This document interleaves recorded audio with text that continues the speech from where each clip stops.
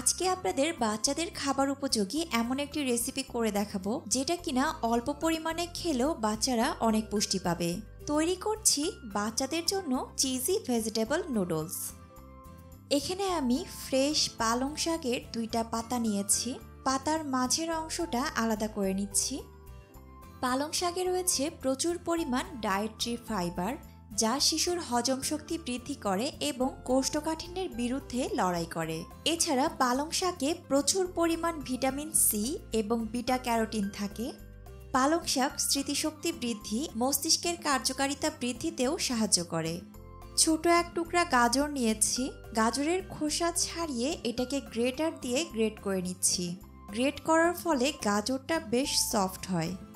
পরিমাণটা এমনভাবে নিয়েছি, 1 টেবিল চামচ পরিমাণ পালং শাকের পাতার কুচি, 1 টেবিল চামচ পরিমাণ গাজর কুচি আর 1 টেবিল চামচ পরিমাণ চিজ গ্রেট করে নিয়েছি।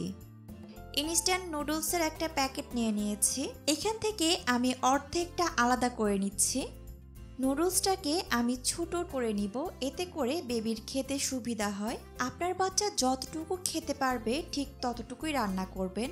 আমরা যে ভুলটা খুব বেশি করি তা হচ্ছে অধিক পরিমাণে রান্না করি আর একই খাবার পরে আবার গরম করে দেওয়ার ট্রাই করি। তো এটা বেবিরা খুব একটা পছন্দ করে না। আপনি এক বেলায় যতটুকু খাবার রান্না করবেন চেষ্টা করবেন যেন ওইটা ওই বেলায় শেষ হয়ে যায়। পরের বেলায় আবার নতুন কিছু করে দিবেন, এতে করে আপনার বেবির খাবারের আগ্রহটা বাড়বে। নুডলসটা আমি একদম গুঁড়া করে নেইনি। কড়াইয়ে 1 কাপ পরিমাণ পানি দিয়ে দিচ্ছি। এর মাঝে খুবই সামান্য পরিমাণ লবণ দিয়ে দিলাম। 1 বছর বয়স হওয়ার আগে বাচ্চার খাবারে লবণ দেয়া যাবে না। দিয়ে দিচ্ছি 1 চা চামচ পরিমাণ সয়াবিন তেল। 1 বছর বয়সের পরে আপনার বাচ্চার খাবারে অবশ্যই সারাদিনে অন্তত 1 চামচ পরিমাণ সয়াবিন তেল যেন অবশ্যই থাকে। একটু নেড়ে মিশিয়ে নিচ্ছি। পানিটা হালকা গরম হতে শুরু করলে গ্রেট করে রাখা গাজরটা পানির মাঝে দিয়ে দিচ্ছি। গাজরটা সিদ্ধ হতে একটু সময় বেশি লাগে, এর জন্য এটাকে আগেই দিয়ে দিলাম। গাজরে রয়েছে প্রচুর পরিমাণ ভিটামিন এবং খনিজ পদার্থ। এছাড়া গাজরে প্রচুর পরিমাণ অ্যান্টিঅক্সিডেন্ট আছে। এটা শিশুর জন্য খুবই উপকারী। গাজর দৃষ্টিশক্তির বৃদ্ধিতেও সহায়তা করে। পানিটা ফুটে উঠলে আমি নুডলসটা দিয়ে দিচ্ছি। নুডলসে 2-1টা বলক চলে আসার পরে আমি পালং শাক দিয়ে দিচ্ছি। সবকিছু ভালোভাবে সিদ্ধ হওয়া পর্যন্ত রান্না করতে হবে।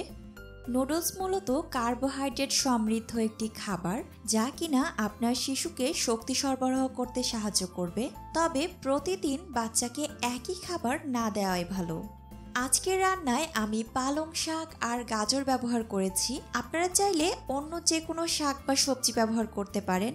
সেক্ষেত্রে বরবটি, সিম, ফুলকপি, পাতাকপি, ক্যাপসিকাম, ব্রকলি, টমেটো বা আপনার বাচ্চা যে সবজিটা পছন্দ করে সেটাই অ্যাড করতে পারেন।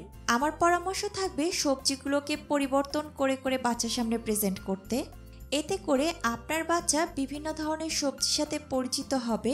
এক এক সবজির টেস্ট এক এক রকম, এই বিষয়টা বুঝতে শিখবে। এছাড়া এক এক ধরনের শাকসবজিতে এক এক ধরনের পুষ্টিগুণ থাকে। পরিবর্তন করে করে সবজিগুলো অ্যাড করার ফলে আপনার বাচ্চা বিভিন্ন ধরনের পুষ্টি পেয়ে যাবে। দেখতেই পাচ্ছেন সবকিছু ভালোভাবে সিদ্ধ হয়ে গেছে এবং নুডলসটা এখন এরকম মাখা মাখা একটা অবস্থানে চলে এসেছে। এই সময় আমি চিজটা দিয়ে দিচ্ছি। আপনারা যে কোনো ধরনের চিজ অথবা পনির ব্যবহার করতে পারেন।